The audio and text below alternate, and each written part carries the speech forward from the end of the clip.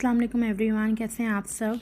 तो यहाँ मैं रात से व्लॉग स्टार्ट कर रही हूँ। ये परसों रात का है और यहाँ मैं मल्टी वाइटामिन्स ले रही थी अपनी।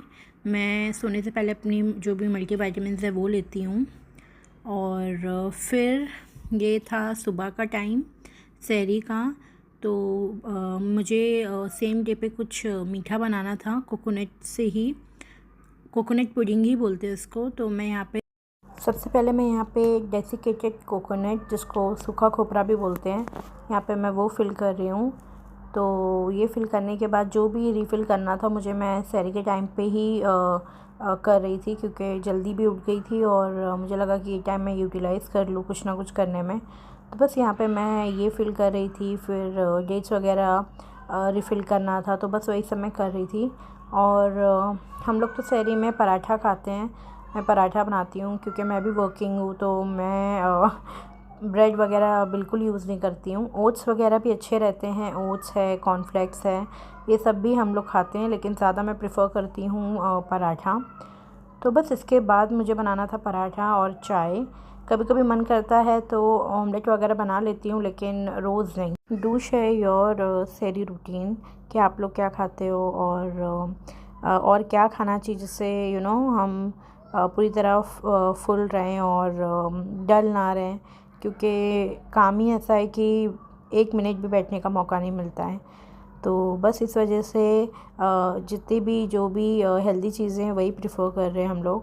ये पूरे महीने की बात ही अलग रहती है और इतना अच्छा लगता है, इतना सुकून लगता है।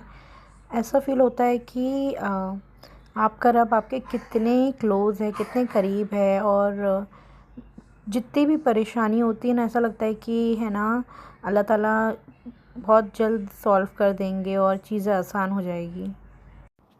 फिर मैंने ये पुडिंग जो बोल रहे हैं आप, कोकोनट पुडिंग, ये बनाना स्टार्ट किया। सबसे पहले आपने एक पॉट ले लें या कढ़ाई ले लें, उसमें आपने दूध डालना है, मिल्क। मैंने फुल फैट मिल्क लिया है, लो फैट भी चलेगा, लेकिन फुल फैट में क्या थोड़ा क्रीमी सा, जब आप इसको ज़्यादा पकाओ तो थोड़ा क्रीमी और मलाई आ जाती है, तो उससे और भी अच्छा लगता है कोई भी डेज़र्ट।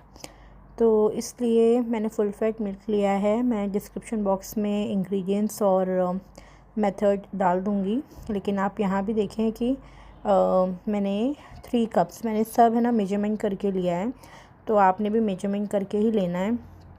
अगर इन केस स्वीट थोड़ा कम हो जाता है खाने में, तो आपने हनी से थोड़ा इसको ड्रिज़ल कर देना है, या फिर कोई फ्रूट्स ऊपर एज अ डेकोरेशन रख सकते हैं आप। और या तो फिर चॉकलेट सिरप इतना अच्छा नहीं लगेगा, but just for the sweetness ज़्यादा प्रेफर करें हनी। हनी से बहुत अच्छा, मतलब और अच्छा स्वीट हो जाता है और टेस्ट अच्छा आता है, लेकिन डिपेंड करता है। अगर ज़्यादा स्वीट आपको नहीं पसंद है तो ना डालें, और अगर लग रहा है कि कम हो गया है तो ये एक ऑप्शनल है कि आप डाल सकते हो। अच्छा, मिल्क डालने के बाद मैंने 3 कप लिया है, और मिल्क डालने के बाद मैं यहाँ पे डालूँगी डेसिकेटेड कोकोनट। तो ये मैंने आई थिंक हाफ़ कप लिया है, मैं सब लिख दूँगी। हाफ़ कप ये मैंने लिया है। फिर मैंने लिया है रवा, सूजी, वो भी मैंने 1/4 कप लिया है। फिर डालेंगे शुगर, और शुगर भी मैंने यहाँ पे 1/4 कप ही लिया है। तो ये सब डालने के बाद लास्ट में हम डालेंगे vanilla essence. Vanilla essence 2 teaspoon के आसपास मैंने लिया है। इसे डालने के बाद आपने इसको अच्छे से मिक्स करना है, और मिक्स करके आपने इसे चूल्हे पे रखना है, वो भी एकदम स्लो आंच पे।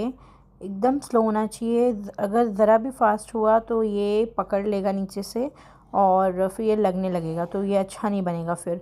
तो इसलिए एकदम स्लो आंच पे जब तक कि ये, और इसे आपने कंटिन्यूसली स्टर करना है कि लगे ना। अब यहाँ पे आप एक ट्रे ले लो, या जिसमें आपने रखना है वो ले लीजिए, और इसमें सबसे पहले आपने सूखा खोपरा डेसिकेटेड कोकोनट डालना है। मैं कम क्वांटिटी में डाल रही हूँ क्योंकि मुझे ऑलरेडी मैंने इसमें मिक्सचर में भी ये ऐड है, तो इसलिए मुझे ज़्यादा नहीं चाहिए था। तो आप अच्छे से डालें, अगर आपको पसंद है खोपरा खाने में तो आप डालें, और मैंने कम क्वांटिटी में यूज़ किया है। तो इसे एज अ बेस आप रखेंगे। सबसे पहले इसको इवनली हर जगह अच्छे से स्प्रेड कर देंगे और साथ ही साथ आपने ये भी देखना है। अब यहाँ देखें कि ये जो मिक्सचर है ये स्पून से निकल जा रहा है, ये है ना, स्टिक नहीं हो रहा है। तो इट मीन्स कि अभी भी आपका ये पूरी तरह से बना नहीं है। ये पूरा जब बनेगा, जब ये खीर की कंसिस्टेंसी में आ जाएगा, एकदम स्टिक होने लगेगा स्पून से, तो उस हिसाब से देखिए यहाँ पर अभी चलाते चलाते आप यहाँ पे मेक श्योर करना है कि आपने ज़्यादा चलाना है, वरना फिर ये पकड़ने लगेगा। तो ये देख रहे हैं कि अभी ये स्पून से स्टिक कर रहा है, तो इट मीन्स ये हो गया है। जैसे ही वो थिक हो जाए आपने फ्लेम ऑफ कर देना है और आ जाना है इस तरफ। अब यहाँ पे आपने जब इसको अच्छे से स्प्रेड कर दिया, तो यहाँ पे ये जो आपने बनाया है वो अच्छे से हल्के हाथ से आप इसमें डालोगे और मेक श्योर करना कि एकदम हल्के हाथ से डालना। अगर आप एकदम करीब से डालोगे तो वो चिपक जाएगा जो कोकोनट है। तो हल्के हाथ से हर जगह आपने अच्छे से डालना है।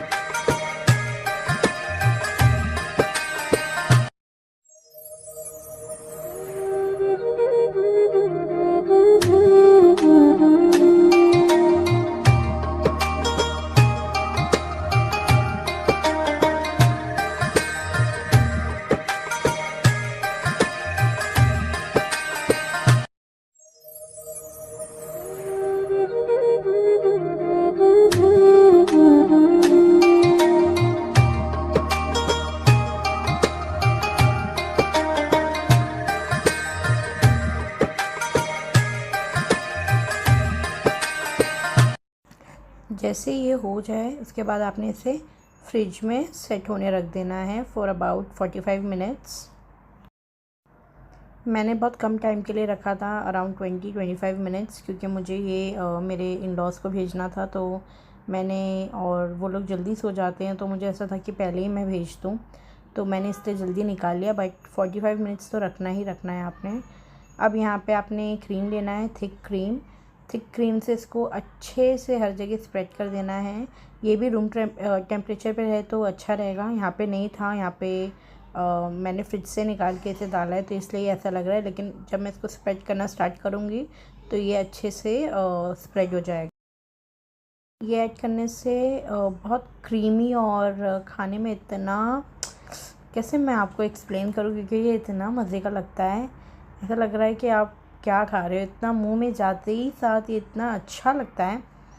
लेकिन ट्राई ज़रूर करना, एक बार तो ट्राई करना और फीडबैक देना, कमेंट करना कि कैसा लगा, कैसा बनाए। शेयर करना आप लोग भी अपनी पिक्चर्स, अगर आप ट्राई करेंगे तो बहुत मज़े का बनता है। तो इसे अच्छे से हर जगह आपने स्प्रेड कर देना है। ये देखें कितना क्रीमी लुक भी आ रहा है और टेस्ट भी।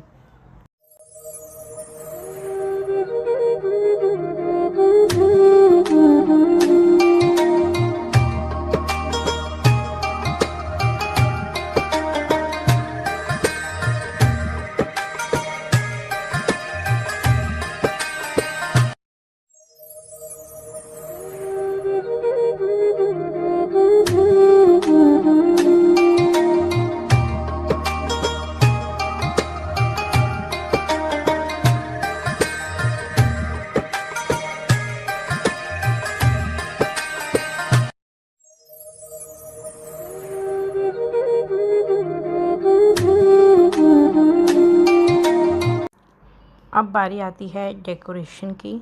जिस तरह से भी आपने डेकोरेट करना है आप कर सकते हो।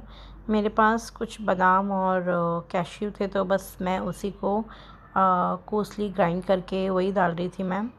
और अगर जेली है तो जेली डाल दें, या फिर आपके पास कोई फ्रूट्स वगैरह हैं तो वो डाल दें, जैसे स्ट्रॉबेरी या कुछ भी, अनार, कुछ भी डाल सकते हो। लेकिन ये ज़रूर ट्राई करना, रिज़ल्ट बहुत अच्छा बनता है, बहुत यम रहता है और कोई भी नहीं बोलेगा कि ये घर का बना है। ऐसा लगेगा कि आपने बाहर से लेके आया है ये।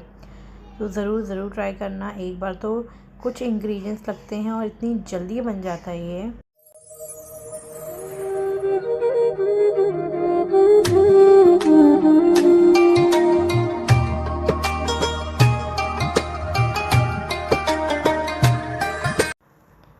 Time for the testing.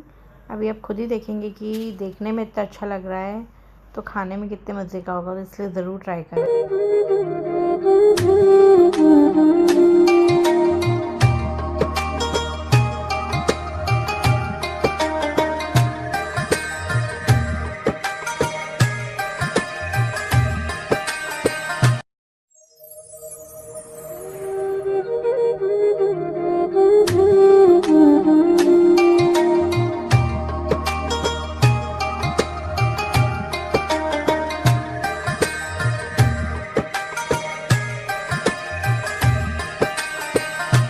अगर वीडियो पसंद आए तो please do like, share, comment and subscribe to my channel. अल्लाह हाफिज़।